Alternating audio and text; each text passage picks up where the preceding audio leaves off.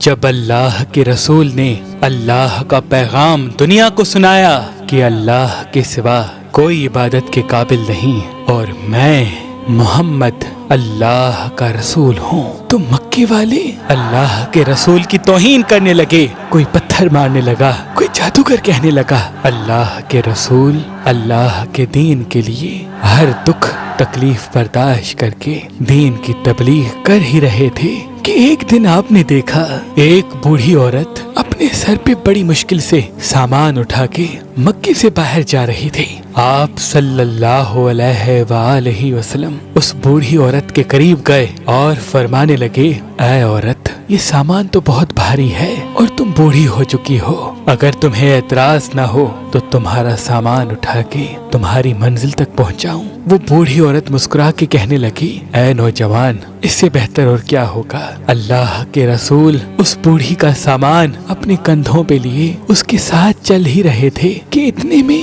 وہ عورت کہنے لگی، اے نوجوان، میں تمہیں بھی کہوں گی یہ شہر چھوڑ کر چلے جاؤ، کیونکہ یہاں کوئی جادوگر آیا ہے جس کا نام محمد ہے۔ وہ اپنے آپ کو نبی کہلواتا ہے اور ہمارے خداؤں کو جھوٹا کہتا ہے۔ اس کے لفظوں میں اتنا جادو ہے، جو اس کی بات سنتا ہے وہ اس پہ ایمان لے آتا ہے۔ اے شخص، میں نے پوری زندگی اپنے بتوں کی عبادت کی ہے، میں نہیں چاہتی کہ اس زندگی کے آخری وقت میں اپنے خداؤں سے غافل ہو کر اس جادوگر کی باتوں میں آ جاؤں۔ پورا رستہ وہ عورت اللہ کے رسول کی توہین کرتی رہی اور اللہ کے رسول حضرت محمد مصطفیٰ صلی اللہ علیہ وآلہ وسلم اس بوڑھی کا سامان اپنے کندھوں پہ لیے خاموشی سے سنتے رہے۔ جب اس بوڑھی کی منزل آ پہنچی، اللہ کے رسول نے اس کا سامان اس کے حوالے کیا اور جانے لگے۔ وہ عورت پوچھنے لگی، اے نوجوان، کون ہو تم نے اپنا نام تو بتایا ہی نہیں۔ اللہ کے رسول نے فرمایا، پورا رستہ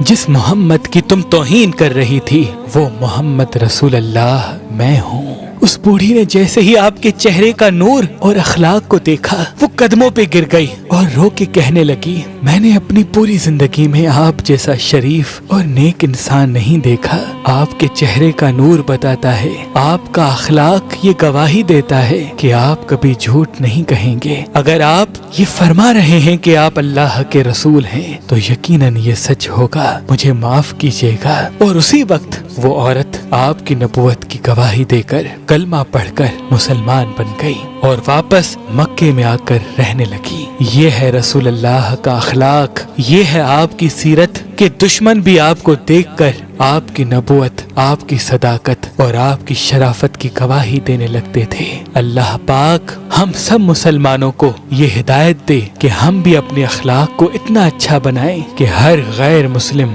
ہمارا اخلاق دیکھ کر مسلمان بن جائے، ہمارا اخلاق دیکھ کر مسلمان بن جائے، ہمارا اخلاق دیکھ کر مسلمان بن جائے۔